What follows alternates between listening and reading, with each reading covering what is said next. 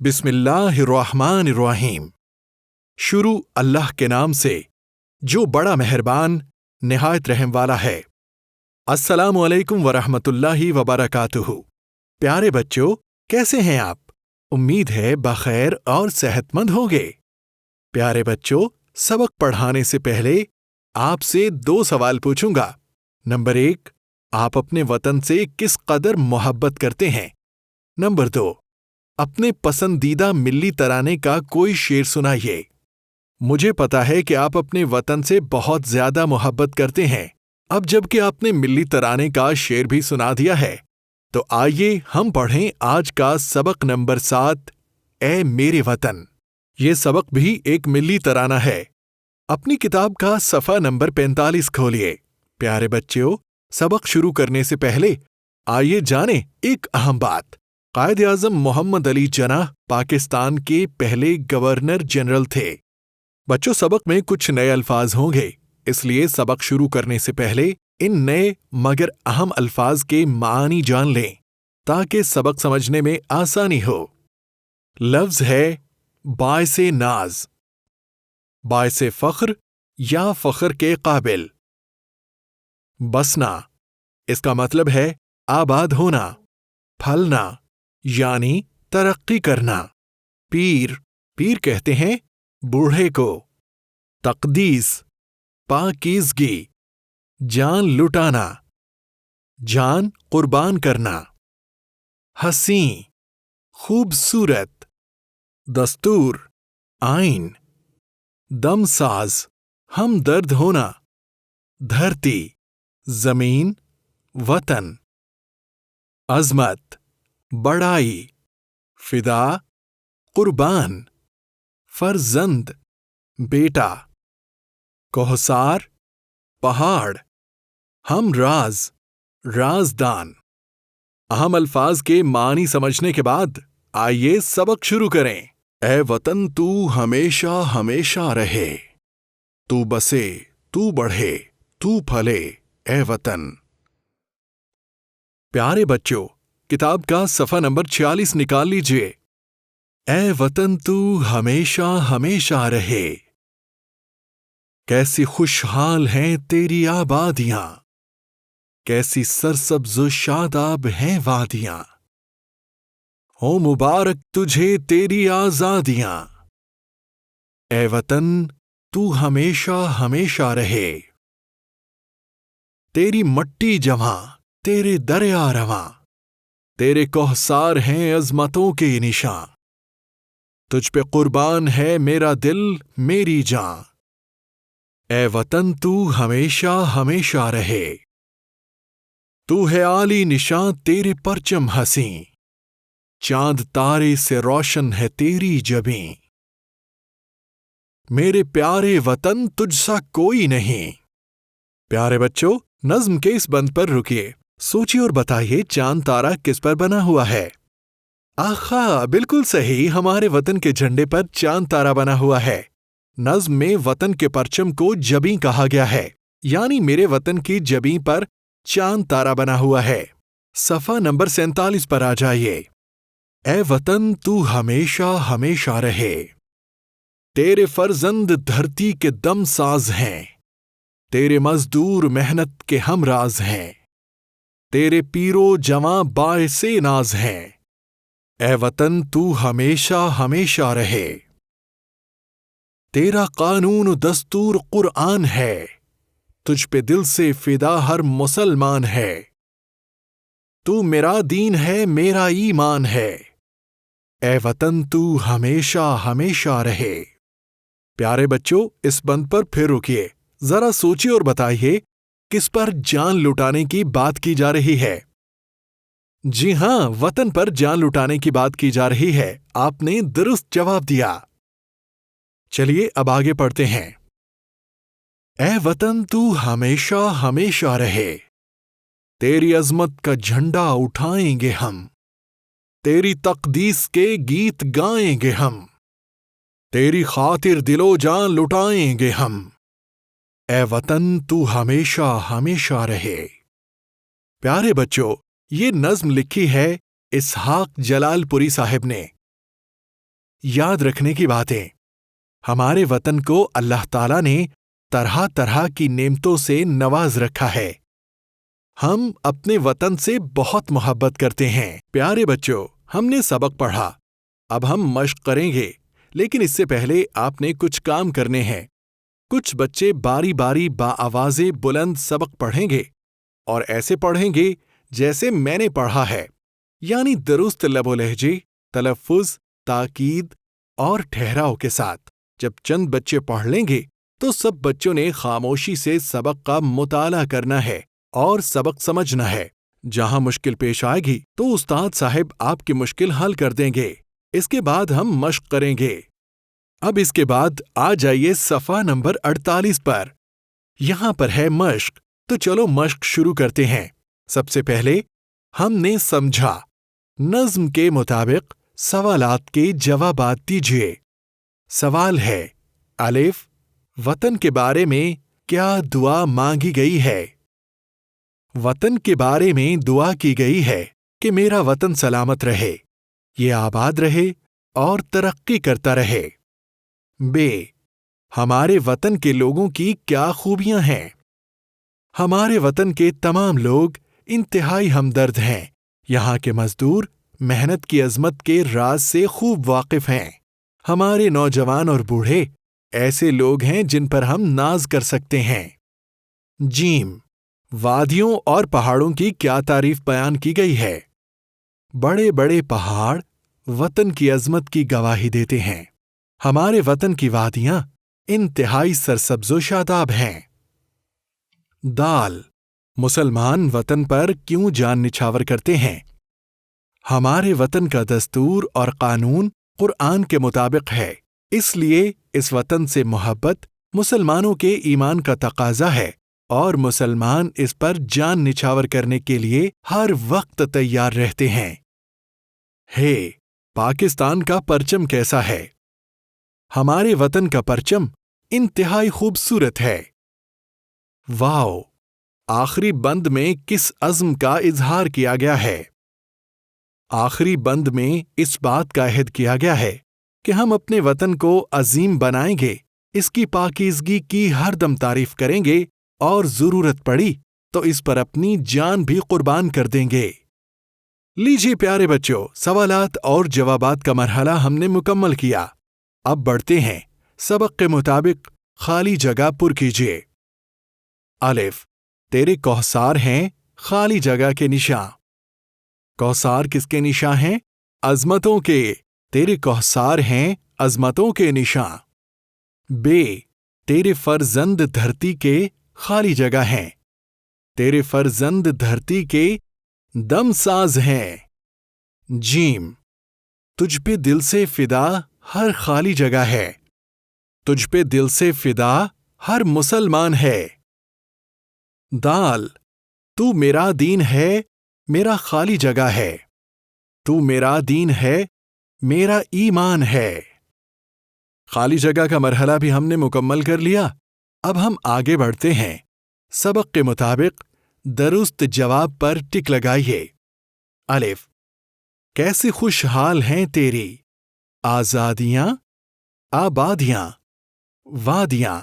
इसका जवाब है आबादियाँ, तो हम आबादियाँ पर टिक लगा देते हैं। बे, रोशन है तेरी जबीं चांद तारे से, चराग से, सूरज से। इसका जवाब है चांद तारे से, तो हमने चांद तारे पर टिक लगा दी। इसके बाद जीम, कुरान है तेरी बरकत, तेरा सवाब, तेरा दस्तूर। इसका जवाब है तेरा दस्तूर, तो हमने यहां पर टिक लगा दी। दाल, हो मुबारक तुझे तेरी आज़ादियाँ, रौनकें, मोहब्बतें। इसका जवाब है आज़ादियाँ, तो हमने आज़ादियाँ पर टिक लगा दी। हे, तेरे दरिया रवां, जवां, कहाँ? इसका दुरुस्त जवाब है रवां, तो हमने रवां पर टिक लगा दी। वाओ, तेरे मजदूर हम राज हैं, दौलत के, मेहनत के, किस्मत के। इसका दुरुस्त जवाब है محنت کے تو ہم نے یہاں پر بھی ٹک لگا دی۔ یہ مرحلہ بھی مکمل ہوا اور یہ صفحہ بھی مکمل ہوا۔ اب ہم چلتے ہیں صفحہ نمبر 49 پر۔ پڑھائی اور لکھائی کی مہارت۔ درج ذیل عبارت میں مناظر فطرت بیان کیے گئے ہیں۔ عبارت کو غور سے پڑھیے اور آخر میں پوچھے گئے سوالات کے جوابات دیں۔ میرا دوست آزاد کشمیر کے ایک گاؤں میں رہتا ہے۔ میں پچھلے سال سیر کے لیے اس کے گاؤں گیا۔ یہ چشموں اور نالوں کی بستی تھی۔ سارا علاقہ اخروٹ، انار اور انجیر کے درختوں سے بھرا ہوا تھا۔ ڈھلوان میں زیتون کی جھاڑیاں کثرت سے تھیں۔ مقامی لوگ زیتون کو کہو اور انجیر کو پھگواڑا کہتے ہیں۔ پہاڑ کی ڈھلانیں نیلوفر اور کاسنی کے علاوہ زرد، نیلے اور سفید پھولوں سے اٹی پڑی تھیں اور ان میں رنگ برنگ کی تتلیاں اڑ رہی تھیں۔ ذرا دور چیڑ اور چنار کے جھنڈ نظر آ رہے تھے۔ دوست نے بتایا، جب برف پڑتی ہے تو چناروں کے پتے سرخ ہو جاتے ہیں۔ دور سے دیکھو تو ایسا معلوم ہوتا ہے کہ جنگل میں آگ لگی ہوئی ہے۔ واقعی کشمیر جنت نظیر ہے۔ اب سوال اور ان کے جواب۔ الف، گاؤں میں کن پھلوں کے درخت تھے؟ گاؤں میں اخروٹ، انار اور انجیر کے پھلوں کے درخت تھے۔ ب، پہاڑ کی ڈھلانوں پر کن رنگوں کے پھول کھلے ہوئے تھے؟ پہاڑ کی ڈھلانیں نیلوفر اور کاسنی کے علاوہ زرد، نیلے اور سفید پھولوں سے اٹی پڑی تھیں۔ جیم، مقامی زبان میں انجیر کو کیا کہتے ہیں؟ مقامی لوگ انجیر کو پھگواڑا کہتے ہیں۔ دال، برف باری کے موسم میں چنار کے پتوں کا رنگ کیسا ہو جاتا ہے؟ جب برف پڑتی ہے تو چناروں کے پتے سرخ ہو جاتے ہیں۔ دور سے دیکھو تو ایسا معلوم ہوتا ہے کہ جنگل میں آگ لگی ہوئی ہے۔ لیجیے، یہ مرحلہ بھی مکمل ہوا۔ اب ہم آگے بڑھتے ہیں۔ ہر تصویر کے سامنے نظم کا متعلقہ مصرع لکھیے۔ بچوں، یہ تو قرآن مجید کی تصویر ہے نا؟ تو نظم میں کون سا مصرع قرآن سے متعلق ہے؟ بالکل صحیح کہا، تیرا قانون و دستور قرآن ہے۔ یہ تو پیارے وطن کے پیارے پرچم کی تصویر ہے۔ تو مصرع تو ذہن میں آ گیا نا؟ تو ہے عالی نشاں تیرا پرچم حسیں۔